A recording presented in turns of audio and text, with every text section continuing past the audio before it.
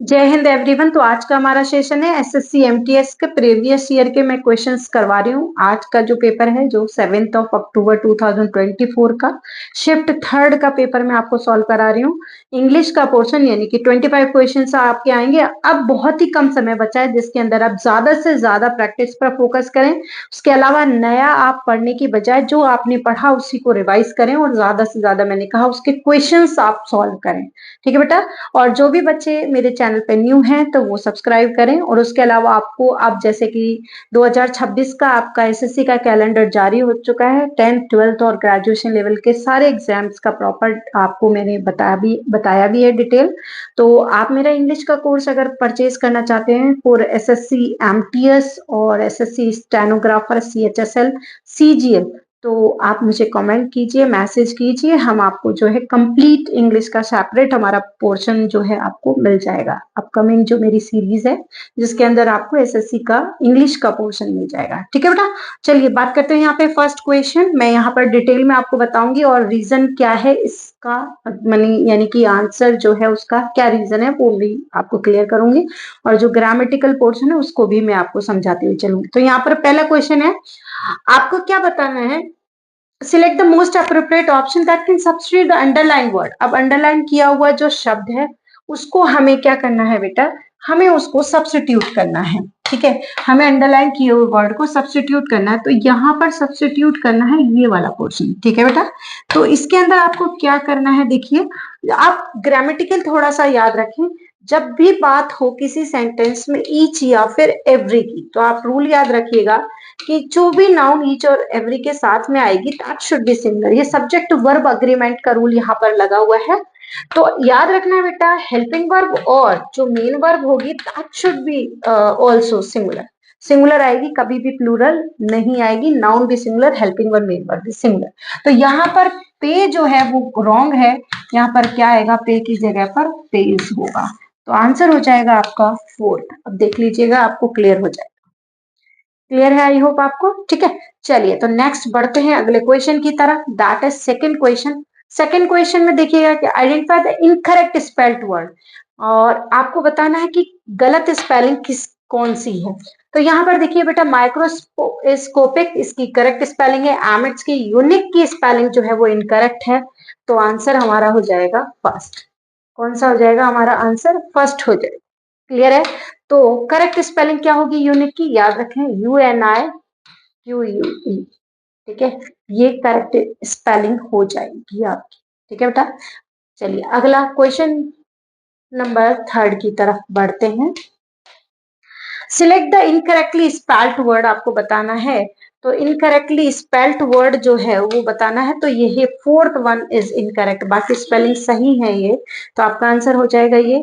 और correct spelling होगी FULFILL, fulfil. Clear है, fulfil will be the correct spelling. ये आपकी गलत स्पेलिंग थी।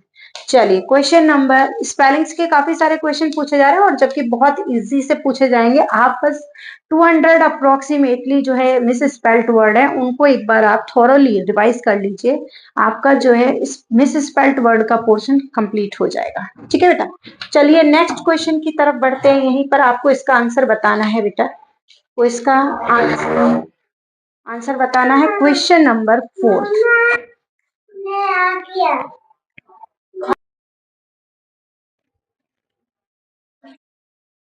In the following sentence, the underlined part contains an error alternative to the underlined part। अब आपको जो है ऑप्शंस दिए हुए हैं उसमें से आपको बताना है कि अंडरलाइन पार्ट, अब मैं देखिए अंडरलाइन कर देती हूँ यहाँ पर।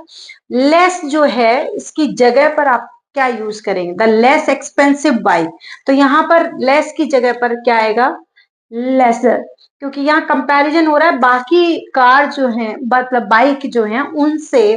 क्या बोल रहा है कि वो सस्ती खरीदना चाह रहा है जिससे कि उनका माइलेज भी अच्छा हो।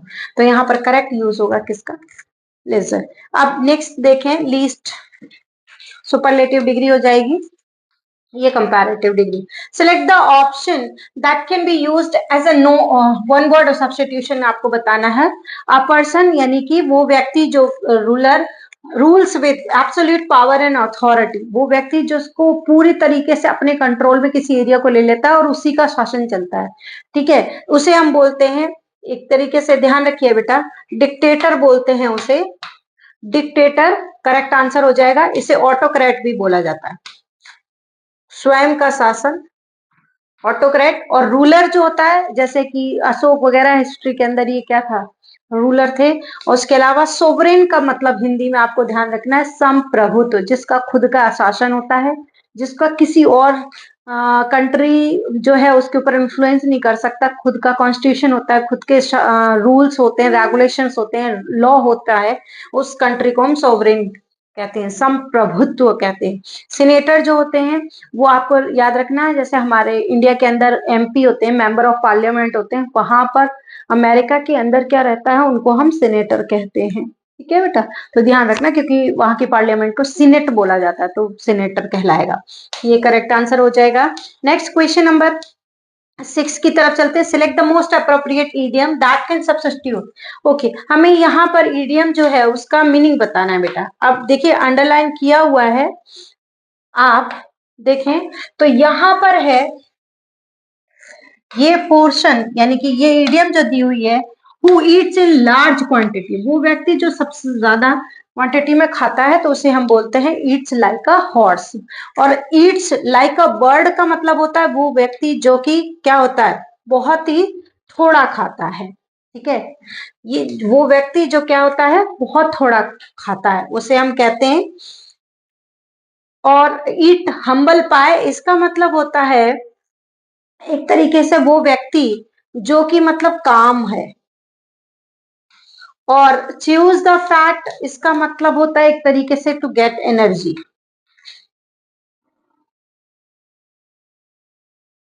ठीक है।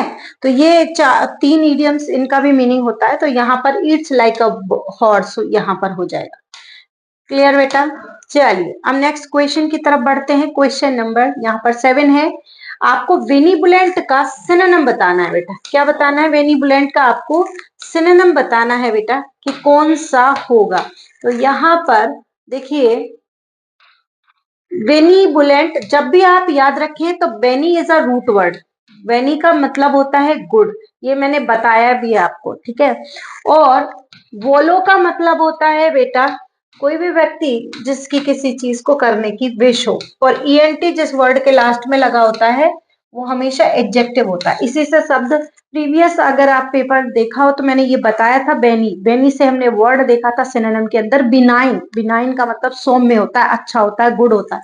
तो सेम, क्योंकि उसमें भी रूट वर्ड क्या होता है, बेनी, बेनीबुलेंट, है ना, और बिनाइन, ठीक है। तो यहाँ पर अब आपको सिनोनिम बताना है। एंथुजियास्टिक का मतलब होता है जो एनर्जेटिक हो, ठीक है। हॉस्टाइल का मतलब होता है जो नफरत करने योग्य हो। तो ये हॉस्टाइल का मतलब होता है जो व्यक्ति हेट करने योग्य हो, आप जिससे नफरत कर सकते हो, डिसगस्टिंग भी बोल सकते हो। ये इसका सिनोनिम हो जाएगा बेटा। मैं चारों वर्ड्स के मीनिंग बता रही हूँ, आपको कॉपी के अंदर अपने नोट डाउन जरूर करना है। तो यहाँ पर करेक्ट आंसर हो जाएगा काइंड, जेनरस, बेनिवोलेंट का। और मिस्टीरियस का मतलब तो पता ही है आपको, रहस्यमय हो, जिसके बारे में लोगों को पता ना हो, तो सीक्रेट भी कह सकते हो। हालांकि सीक्रेट और मिस्टीरियस में थोड़ा सा फर्क रहता है, लेकिन सिनोनिम बनते हैं। क्लियर हो रही है बात।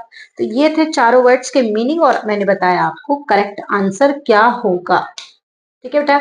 चलिए नेक्स्ट क्वेश्चन नंबर 7 के बाद 8 नंबर क्वेश्चन पे पढ़ते हैं। क्वेश्चन नंबर 8 के अंदर देखिए आपसे पूछा जा रहा है, क्वेश्चन नंबर 8 में आपसे पूछा जा रहा है बेटा, the following sentence has been divided into 4 segment में डिवाइड किया गया है, हैज अ ग्रामेटिकल एरर। आपको बताना है कि किस पार्ट में grammatical error. The thieves had no alternative, okay, the thieves had no alternative. आगे देखते हैं कहां पर गलती है, but to acquiesce with the order of the police. अब यहां पर इक्वेस का मीनिंग नहीं बैठ रहा है, यही गलत है। इसमें क्या आएगा, एक्वेंटेंस विथ, मतलब किसी चीज से अवेयर होना, परिचित होना। तो इसकी spelling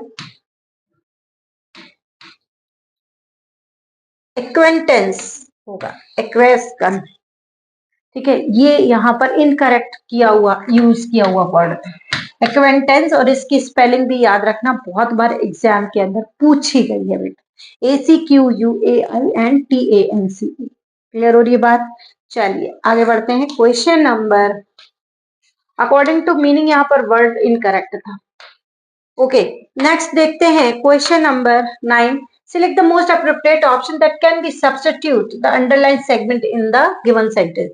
The most effective way to enhance your vocabulary is to look to। अब यहाँ पर देखो, पढ़ते ही अगर आप थोड़ा सा ग्रामर का नॉलेज रखते हैं तो आपको पढ़ते ही समझ में आ जाएगा कि कहाँ पर गलती है। तो अगर आप समझ रहे हो तो इस सेंटेंस के अंदर बेटा आपको लुक टू जो है that is incorrect. Look to है वो इनकरेक्ट है यहाँ पर। तो देखिए क्या है कंडीशन, लुक टू जो है उसकी जगह पर लुक की फ्रेजल वर्ब मैंने बताई हुए हैं, लुक अप आएगा। जब भी किसी वर्ड को हम किसी डिक्शनरी में फाइंड आउट करते हैं, किसी जगह से फाइंड आउट करते हैं, उस वक्त हम यूज करते हैं लुक अप। तो लिखा है ना, the most effective way to enhance your vocabulary, अपनी वोकैबुलरी को बढ़ाने के लिए is to look up unknown words in dictionary. Dictionary से उन वर्ड्स को हमें क्या करना होता है, फाइंड आउट करना होता है। ये हमें करना चाहिए अगर हमें कोई वर्ड क्लियर नहीं है तो करेक्ट हो जाएगा आपका look up. Fourth option will be your correct answer. I hope clear हो गया होगा आपको ये क्वेश्चन भी। चलिए नेक्स्ट क्वेश्चन पर बढ़ते हैं। Question number 10, that is select the most appropriate substitute underline segment given sentence. ठीक है, अब यहां पर देखिए मैं आपको अंडरलाइन कर देती हूं, आपको बताना है, सब्स्टिट्यूट करना है। Once the seminar was over, the host gave up the certificate to the active participant। Gave up का नहीं होगा, give up का मतलब तो होता है किसी चीज को क्या कर देना, छोड़ देना। ठीक है, किसी चीज को क्या कर देना, छोड़ देना। तो brought about, put across, came by या फिर gave away, तो क्या होगा करेक्ट, gave। करेक्ट क्या होगा, gave away बेटा।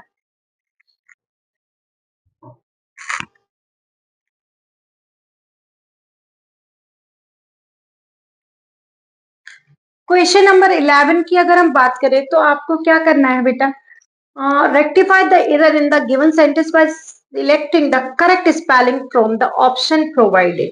यहाँ पर जो ऑप्शंस दिए गए हैं उसमें से आपको बताना है कि गलती किस में। तो देखिए यहाँ पर देखें,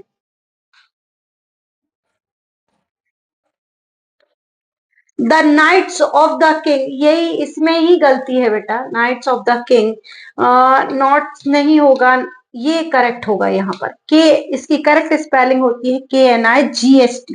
of King Arthur were known for their chivalry. ठीक है, तो यहाँ पर होते हैं ब्रेवरी, तो नाइट्स ऑफ किंग। तो करेक्ट आंसर आपका ये होती है, स्पेलिंग नोट्स यहाँ पर नहीं होती है।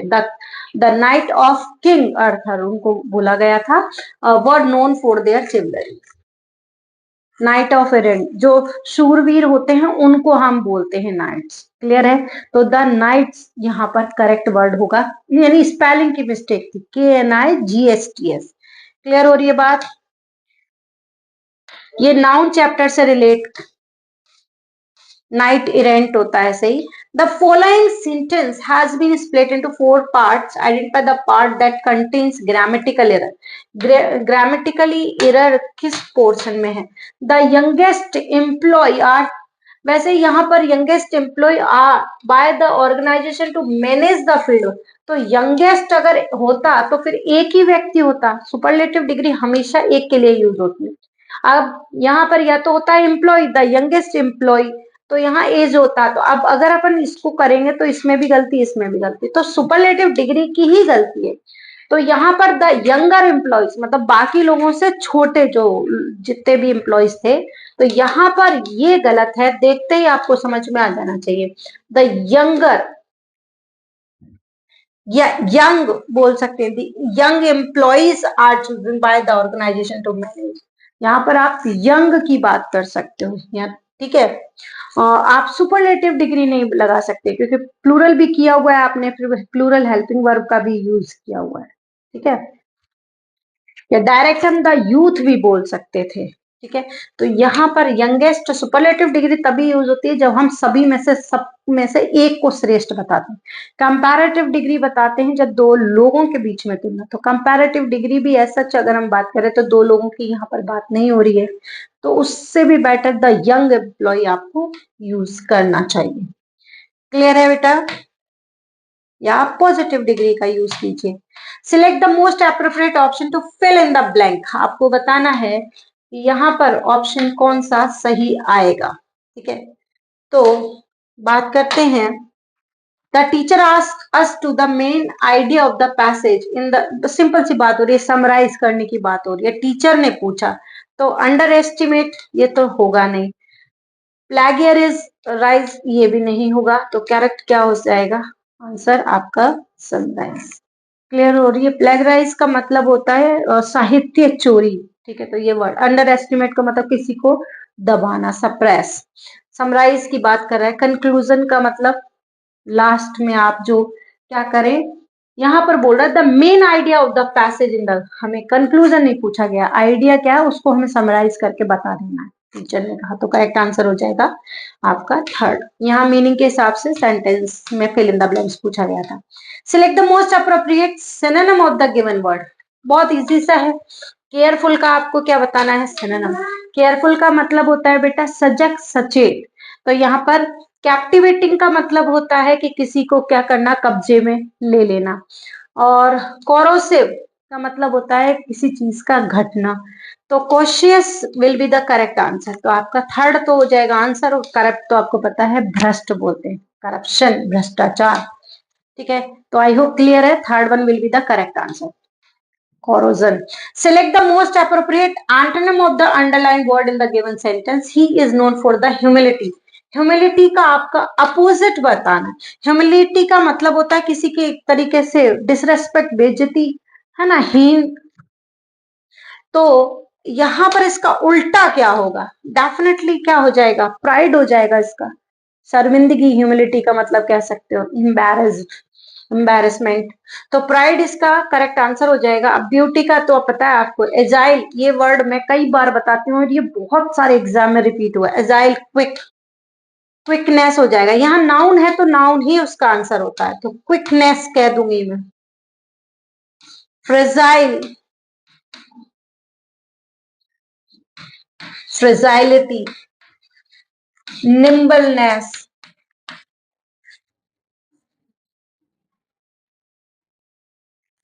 क्लियर हो रहा है? तो ये सिनोनिम्स है, इसके कई बार आंसर पूछा जाता है, ठीक है। और यहाँ पर बात करें नॉलेज तो आपको क्लियर ही है। अब बढ़ते हैं अगले क्वेश्चन नंबर 16 की तरफ। 16 नंबर क्वेश्चन को देखिए आप, क्या पूछा जा रहा है।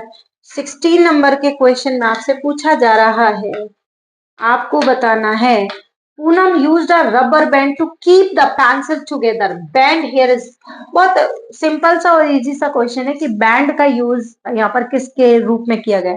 अ long rigid piece of wood और मेटल, यहाँ नहीं, यहाँ तो नहीं किया गया, रबर की बात हुई। अ range of values of frequency with a thin ring of rubber used for holding things together, a tube filled with water। तो आंसर हो जाएगा क्या, a thin ring of rubber, यही बोला गया है बैंड का मतलब हो। जैसे कई हम बालों में भी लगाते हैं, है ना, हाथों में भी बैंड पहनते हैं, तो सेम वही रबर का उस तरीके से वर्ड, सिंपल ये तो उसकी डेफिनेशन के फॉर्म में पूछा गया है। This is very very easy question आप कह सकते हैं। चलिए question number 17, select the most appropriate. देखिए इंग्लिश का पोर्शन हो गया, आप 25 आउट ऑफ 25 ला सकते हो अगर आप इसको बहुत अच्छे से ध्यान दें। और एमटीएस तो लेवल बहुत ही इजी सा आता है और आप आराम से कर सकते हो, लेकिन इसके लिए आपको पढ़ना पड़ेगा। ग्रामर के साथ साथ आपको जर्नल, बस बिल्कुल जर्नल से फैक्ट्स को आपको समझना होगा। उसके अलावा आपको जो है वोकैब पे बहुत अच्छा ध्यान देना होगा। पृथ्वी व्हाट आर यू, मेरा बेटा बहुत अच्छे से सुन रहा है और सारे क्वेश्चंस को सॉल्व कर रहा है पृथ्वी, है ना। तो यहाँ पर हम बात करते हैं अगला क्वेश्चन नंबर 17। ओके, पृथ्वी बताओ जल्दी से कौन सा आंसर होगा 17 क्वेश्चन के अंदर। Select the most appropriate antonym of the highlighted word. आपको बताना है करेक्ट सिनोनिम कौन सा है। सॉरी एंटोनिम पूछा गया है यहाँ पर, एंटोनिम बताना है। The partner ended up being traitors to each other. ठीक है, ट्रेटर का मतलब होता है किसी के साथ एक तरीके से बगावत करने वाला, ट्रेट। तो यहाँ पे डिसलॉयल, प्रोफिशिएंट, फिकल या फेथफुल। तो आंसर हो जाएगा इसका फेथफुल। आंसर क्या हो जाएगा इसका फेथफुल। आप देखिएगा बाकी के ऑप्शन। फिकल अभी अभी मैंने बताया था, एजाइल, क्विक, निम्बल, फिकल। तो ये इसका प्रोफिशिएंट तो स्किल्ड व्यक्ति होता है ना, प्रोफिशिएंट। डिसलॉयल जो होगा एक तरीके से इसी का सिनोनिम बन जाएगा, डिसलॉयल। ठीक है, डिसऑनेस्ट। तो faithful will be the correct answer. Next चलते हैं क्वेश्चन नंबर 17 के बाद 18 number question. Select the most appropriate option, substitute underline medium in the sentence. ठीक है, द इंटायर यहाँ पर क्वेश्चन है, देखिए क्वेश्चन है यहाँ पर,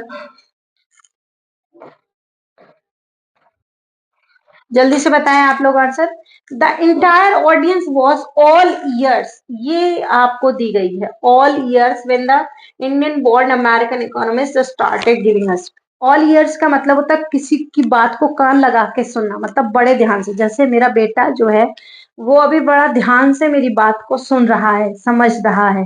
तो ऑल ईयर्स का मतलब क्या होता है बेटा, ध्यान से किसी चीज को सुनना, समझना। वॉज विलिंग टू नो, ये तो नहीं होगा। Was eager to speak plain, नहीं। Was arguing in favour of both sides, was keen to listen, बिल्कुल करेक्ट, फोर्थ हो जाएगा इसका आंसर। आई होप क्लियर है आपको। नेक्स्ट बढ़ते हैं क्वेश्चन नंबर 19 पर। अब बताना आपको, ये पूरा सेंटेंस है उसको एक पार्ट्स में डिवाइड किया गया और उसको ऑप्शंस के हिसाब से दिया हुआ है। तो आपको बताना है यहाँ पर, despite the challenges they ultimate achieve the goal of launching there startup. Ultimate achieve, हम ये कई बार कई लोगों को सुनती हूँ मैं, grammatical that is incorrect. Ultimate achievement या अचीव्ड तो होता नहीं है। तो यहाँ पर हम क्या बोल सकते हैं, डिस्पाइट द चैलेंजेस, फाइनली का यूज यहां पर करेक्ट होगा। Finally achieved their goal of launching their, ultimate नहीं होगा। According to sentence that is incorrect word. ठीक है बेटा, चलिए क्वेश्चन नंबर, अब हम बढ़ते हैं आगे 20 पर।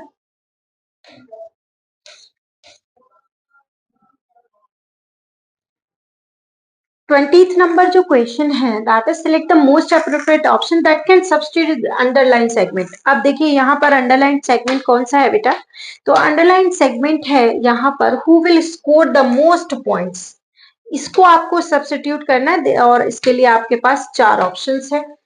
देखिए, who have scored the maximum, तो एक सिंपल सी बात देखिए, the head coach declared the player. ठीक है, उसके बाद आपको लिखा है who will score the most points. Most points तो होता नहीं है, सबसे पहले तो ये गलत हो गया। उसके अलावा आगे अगर आप इस सेंटेंस में देखें तो आगे फ्यूचर टेंस है, तो पहले वाले पोर्शन पे आपको सिंपल प्रेजेंट टेंस का यूज करना है। तो यहाँ पर प्लेयर है, हु का यूज है, तो यहाँ पर स्कोर्स का यूज होगा। तो अब देखते हैं स्कोर्स किसमें है। तो यहाँ पर हैव के बाद वर्ब की कौन सी फॉर्म आती है, थर्ड फॉर्म। तो ये वैसे ही गलत हो गया। तो हु स्कोर्स बिल्कुल सही है। द मैक्सिमम पॉइंट्स, यस, यहाँ पर मोस्ट की जगह मैक्सिमम पॉइंट्स का यूज होगा। हु वर का यूज होगा नहीं क्योंकि यहाँ पर प्लेयर सिंगुलर था। तो who scores the points maximum. ठीक है, तो ये भी पॉइंट्स मैक्सिमम नहीं होगा, क्या होगा, मैक्सिमम पॉइंट्स। तो करेक्ट आंसर हो जाएगा आपका सेकंड नंबर ऑप्शन। सेंटेंस को भी आप पढ़ेंगे तो भी आपको समझ में आ जाएगा कि करेक्ट ऑप्शन क्या होगा। चलिए क्वेश्चन नंबर 21 की तरफ बढ़ते हैं, जो कि एक पैराग्राफ है बेटा, और ये जो है क्लोज टेस्ट है। इसके अंदर आपको एक स्टोरी है ना, एक स्टोरी है जिसको आपको थोड़ा सा, जब भी आप क्लोज टेस्ट पढ़ते हो तो थॉरली वो स्टोरी जो है उसको आप रीड आउट कर लें, यानी पैराग्राफ को रीड आउट कर लें। आपने fill in the blank solve नहीं किए हैं उससे पहले, फिर आप सॉल्व करेंगे तो मीनिंग के हिसाब से आपको समझ में आ जाएगा कि क्या क्लोज टेस्ट में आंसर आ रहा है। ठीक है बेटा, तो चलिए यहाँ पर देखते हैं क्वेश्चन जो है फर्स्ट क्वेश्चन कह रहा है 3 बिग फैट रैट्स होते हैं once found a new use for, उन्होंने अपनी टेल का नया यूज सीखा, कुछ ऐसा ही होगा। During the night they came, अच्छा ठीक है, अभी यहाँ तक समझ में आया। The big fat 3 big fat once found a new use for, यहाँ पर पॉजिटिव एडजेक्टिव का पूछा गया है 21 नंबर के अंदर कि क्या यूज होगा। क्या बेटा, मैं स्क्रॉल करूंगी इसलिए आपको आंसर साथ साथ बताती हुई चलूंगी। तो उनकी पूछ का उन्होंने एक नया उपयोग सीखा, तो यहाँ पर द की जगह पर नहीं यूज होगा देयर, ये तो इट इज तो होगा नहीं क्योंकि प्लूरल है, 3 है रैट्स, तो देयर का यूज हो जाएगा फर्स्ट में। ठीक है, during the nights they came into, अब वो कहां पर आए तो देखें, they came into dreaming, ailing, creeping, acting.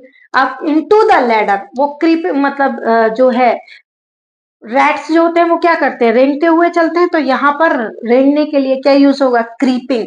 तो करेक्ट आंसर 22 का, creeping into the larder and found a jar with treacle in it but the jar had a, जार में क्या प्रॉब्लम थी, तो जार जो है वो स्लो था, नैरो था। ऑब्वियस है, जार का जो मुंह था वो छोटा था, नैरो नेक। एंड ट्राई, बाकी स्लो वगैरह जार के लिए तो यूज नहीं होगा, तो अब जार से पहले क्या वर्ड यूज हो सकता है वो पढ़ेंगे तो समझ में आ जाएगा। And try as they might the rat could not reach the treacle either with their mouth or their paws at last a bright idea, अब उनके दिमाग में कोई आइडिया आया होगा कि क्या करें, तो यहां पर देखें ब्राइट आइडिया स्टूड, स्टूड होगा नहीं, आइडिया स्ट्रक, दिमाग में आया, बिल्कुल करेक्ट है। फ्ली वेंट ये तो होगा नहीं, तो क्या आएगा, स्ट्रक, अचानक से किसी के दिमाग में कोई बात आ जाना, स्ट्रक वन ऑफ देम, उनमें से किसी एक क्या है। He climb on to the jar and let his tail hang down into the treacle, उन्होंने उसके अंदर डाल दी, then pulled it out nicely coated with treacle and allowed the two rat to lick it, वो जो पूछ थी उसके अंदर वो खुद नहीं जा रहे थे, तो पूछ उनकी चली गई, पूछ जो है उसकी वो चली गई और वो उसको अंदर जार के अंदर डाला, और फिर बाद अपने दोस्तों से कहा कि उसके अंदर जो चीजें थी वो पूछ के थ्रू वापस आ गई। तो यहाँ पर 25 जो क्वेश्चन नंबर है, then he pulled it out nicely coated with treacle and allowed the two rats to lick it, तो यहाँ पर आपको बताना है टू लिक इट के साथ में कौन सा यहाँ पर प्रपोजिशन यूज होगा, तो उसको रिमूव करने की बात हो रही है, ठीक है, तो lick it off will be the correct answer of question number 25। तो ये था आपका क्लोज टेस्ट। जब भी आप, मैंने कहा कि क्लोज टेस्ट के लिए क्या ट्रिक याद रखनी है, फर्स्ट ऑफ ऑल आप थॉरली उसको पैसेज को पढ़ लें, उसके बाद आप fill in the blank solve करें, तो इससे क्या होगा कि आपको वो समझ में भी आ जाएगा। और बहुत बार क्या होता है, काफी सारे वर्ड्स आगे आपको मिल जाएंगे और वही फिल इन द ब्लैंक्स में पूछ लिए जाते हैं, ठीक है बेटा। तो चलिए, ये था आज का सेशन, यानी कि 25 क्वेश्चंस मैंने एसएससी एमटीएस के 2024 का जो क्वेश्चन पेपर है अक्टूबर 7 का, उसका थर्ड शिफ्ट का मैंने बताया। नेक्स्ट सीरीज जो है मैं आपको कुछ और क्वेश्चंस के साथ यानी बताऊंगी, 25 क्वेश्चंस वापस नेक्स्ट पेपर की क्लियर करूंगी। और अगर आपको कोई भी ग्रामर का पोर्शन पढ़ना हो तो आप मुझे कमेंट कीजिए, या कोई क्वेरी हो आपकी तो आप मुझे मैसेज कर सकते हैं। थैंक यू स्टूडेंट्स, फिर मिलते हैं नेक्स्ट सेशन में।